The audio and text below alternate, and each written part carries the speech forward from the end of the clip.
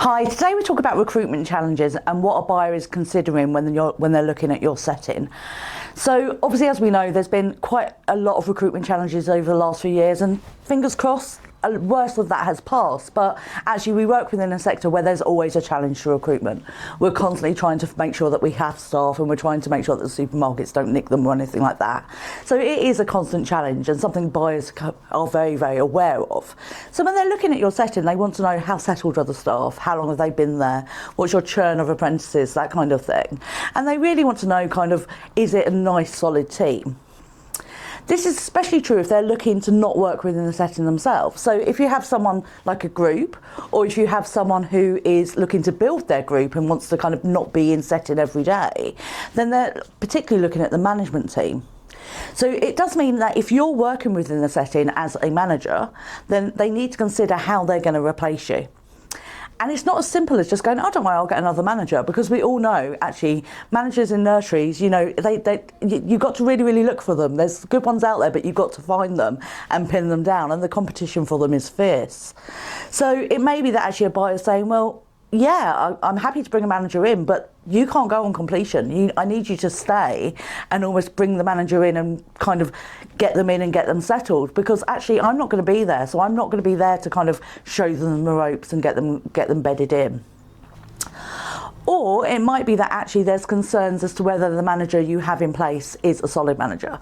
This is a big issue, especially for first-time buyers who are looking to invest in a setting and not work there themselves.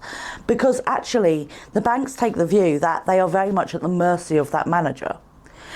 Considering the regulations that have to be met, the qualifications that need to be in place, if as someone who has no experience in the nursery sector at all buys a setting, and then the day after completion the nursery manager turns around and goes, well, I'm the point of contact for everything, I'm your most qualified member of staff, I'm the reason this nursery managed to open this morning, and I'd like an extra £10,000 a year please, then actually in reality they're not in a position to say no.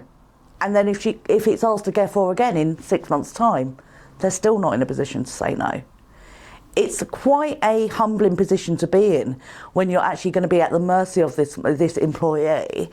And the banks are very aware of that. And actually a lot of buyers don't consider that until they start talking finance. So it might be an offer's been made and agreed and is moving forward. And then suddenly the bank goes, hang on, we're not sure if this is going to work. Recruitment is going to be an ongoing issue. It always is. And I know most settings nowadays basically have a role in recruitment. Buyers are very, very aware of that. They expect a certain amount of churn throughout a sale. Things will change.